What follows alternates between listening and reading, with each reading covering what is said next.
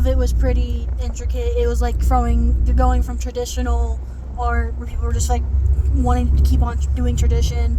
Then it went on to like doing their own thing. Then it kind of went back into traditional with Byzantine art and kind of European a little bit with the Madonna and Virgin Child. Then it got into Western art where it was kind of independent a little bit again, and it kind of got more stylized with each artist. See, the Western art was really interesting to read about, especially regarding the colonization perspective of Western art and Western views of what made art, classified as art and not just paint thrown on a canvas. I wish the article went more into depth about like minorities and women and the other artists that were kind of rejected in late 18th, 19th, even 20th centuries. I wish they'd go more into depth about just discovering cultural aspects of art and accepting them. No, I totally agree. I think that I wish they got more in depth in African art and like how most of it was stolen. Yeah. That would have been nice. Yeah, by like Europeans and stuff. Because they thought it was cool and everything, so they stole it.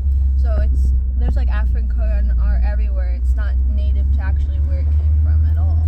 Yeah, if they went back and found a lot of the original tribes and locations that are that'd be awesome. There are a lot of lost tribes in Africa, and that's kind of due to the European and the British Museum taking all of that, and now we can't find proof of where these tribes were located, or most of them anyway, and it's just lost culture, and it's kind of sad.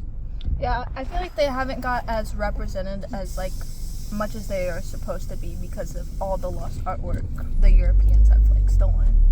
It also reminds me of going back to kind of like first semester, learning what makes an artwork good, and discussing like a lot of the times people thought that Greek and Roman artwork was the peak of artwork, and other artworks didn't compare to it. And the concept of like abstraction is classified as beginner art, and realism is fine technique. Yeah, they said something about like the 18th and 19th century with the Greek stuff, right? Yeah. Yeah, it brought up the antiquity.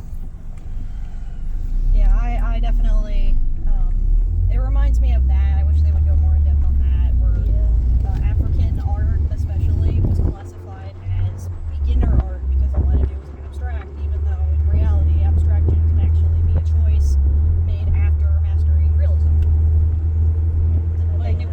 Like nowadays, abstraction is like in almost everything. Like it's in the big works of art now. Yeah, it's a form of expressing emotion, which is more deep and in depth than realism. That I think. You look at Vincent Van Gogh. He started off with realism, and he slowly went to abstraction. Probably also because he was going insane. Well, yeah, like Starry Night with like the blurry. It's like one of the most famous works of art, and also like even the Mona Lisa, like even the background's like not realistic at all, and people still don't really fully understand of like who she is, what she's really doing, if she's smiling or not. No eyebrows. And the way that. she sat was definitely like uncomfortable. Yes, and that's kind of, you can kind of take that as abstract of art in a way, even though it has a realistic figure. It's still twisted in like reality and all that. Yeah, it almost makes me feel like the Mona Lisa, like if it was like positioned like a specific way to like be seen, so then maybe her position doesn't look as uncomfortable. True. Maybe. I don't know. And also the article's way of like describing beauty, kind of like building off what London said of realistic is actually considered like very intricate, but then the other stuff's like beginner. It's considered mastery. Yeah. And I'm like, well, that's kind of, in my opinion, that's not really kind of true. I think art is like, as long as it has like, the artist was trying to do something and putting like meaning into like the work of art, then it's beautiful. Quotation marks on beautiful. Mm-hmm. It's art. If it's just something thrown on canvas without care, bullshitting your way through, then I don't think it's considered art at all. If it has care from the artist, then I consider it art. Yeah, like I forget who when I first heard this, but like art is subjective. Yes, Yeah. It is very subjective. It goes from artist to person to artist. Yeah. Yep. Like so I could think something that is like extremely ugly, but then it could be sold for like billions of dollars, and everybody says it's a masterpiece. When it's just a blue canvas. It's a canvas with a dot. It's a banana taped on a wall. Yeah, and I'm thinking the realism is mastery. You think about it, a lot of our learning basis, realism is the first thing that we learn. Realism is the first thing we're exposed to. Realism is our version of beginner art. Only after we master that stuff do we get to abstract and go to imagination, because we have developed the skills in order to successfully do that. Mm-hmm. Which is interesting. Yeah. I want to shift the focus. What do you guys believe classifies art as art and not just as random mark making, as a different form of artifact? Yeah, that's what I wanted to get into. Like, what makes the difference between like a regular tool between an actual piece of artwork? So, like, what's the difference between those two? Because the article discusses, like, for a while, historians and even students now associate beauty as a standard of what makes art. But we could also go into the realistic perspective that art doesn't have to be beautiful, but it does have to have a purpose. Yes. It has to have a functionality. Yes.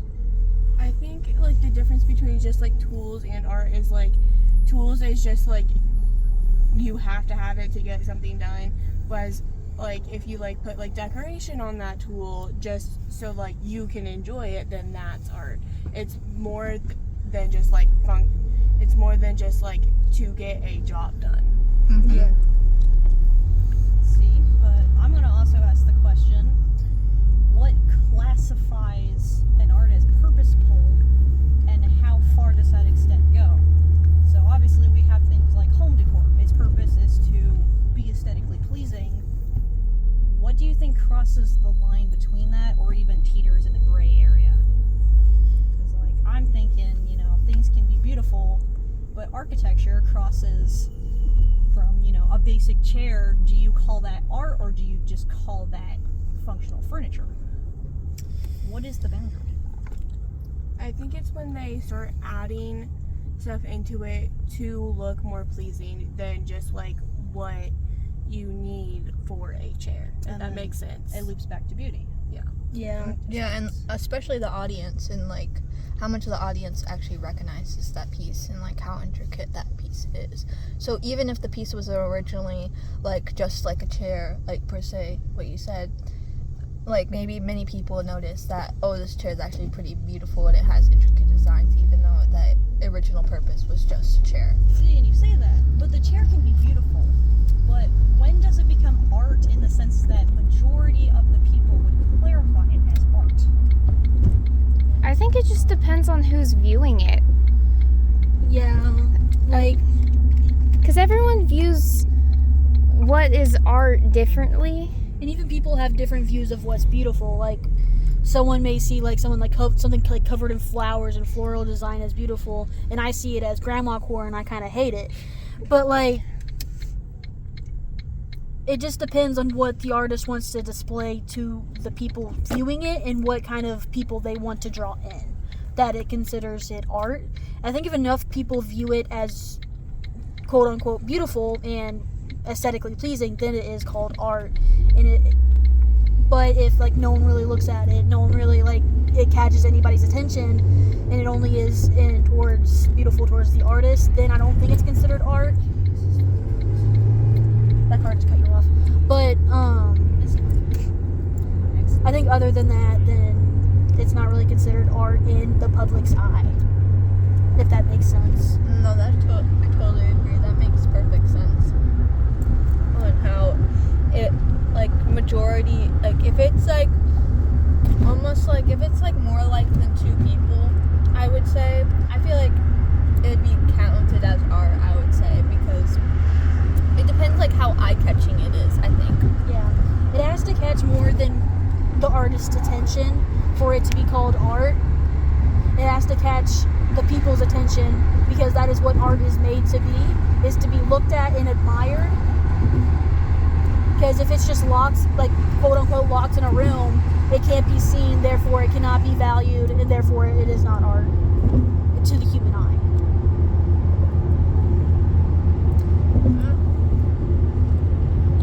But we can talk about like how beauty was different back in the day and like how it was started. Like we can take Greek per se, like how Aphrodite was like the perfect body or whatever. Like that was like the example of like perfect beauty. Yeah, back and then. Aphrodite was then referenced to be Eve in that one painting. I forgot what it was called. Finley's gonna be very disappointed watching this video. Yeah. Crap. I know what you're talking about. It's the birth of Venus. Yeah, no. No? Like, no, and then Yeah, it's- Aphrodite was also used in Birth of Venus, yes. But Aphrodite was also used in the Adam and Eve getting kicked out of the garden. I know that. I just don't know the name of it. I'm sorry. Oh, I know which one you're talking about. Yeah, it's in this church. I forgot the single name. Oh my goodness. It's like right there in my brain. It's there. Yeah, it's there. it's like what I specifically remember is like Eve's like sad face, like Yeah. in her like the Because of door the- of light coming Yeah. through. But anyway, that's another thing of tradition. Like Aphrodite was used as beauty, and her body was used over and over and over again for female figures because that's kind of all we had at that time. Ooh, I lost my voice. And all that. Like she was used in the Birth of Venus in that one Eve painting, but she was also used in many other other like sculptures throughout time as well.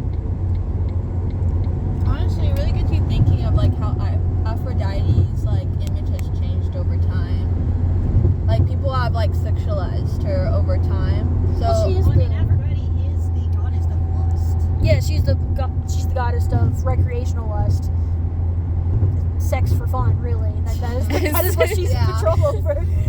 I just feel like she was more seen as like beautiful back then than now that she's like we see her as like more like lust and like more like I don't know, like an object per se than an actual person. I think I get what you're saying. Yeah. It's also crazy, like how like the standards of beauty have changed. Like the other day, he showed us that portrait of the woman who's like he was talking about how like Oh, her big forehead. They would yeah, like shave her they forehead. pluck her Yeah. forehead and eyebrows, and like they do like big hair, like Yeah, I thought that was really interesting. And then we had a time where, because they were like more plump and stuff because they like ate well and whatever. And now it's like, even if we're eating well, everyone has to be super skinny and like fit and Beach summer body. Yeah. But then again, back then, a plump figure was a figure of beauty because you can birth good children. But now it's just like, Yeah, see, that's fertility. The same Yeah. way you see apples and oranges and round fruits. Fertility was good. Yeah. This was good. and now it's just like, if you're big. yeah.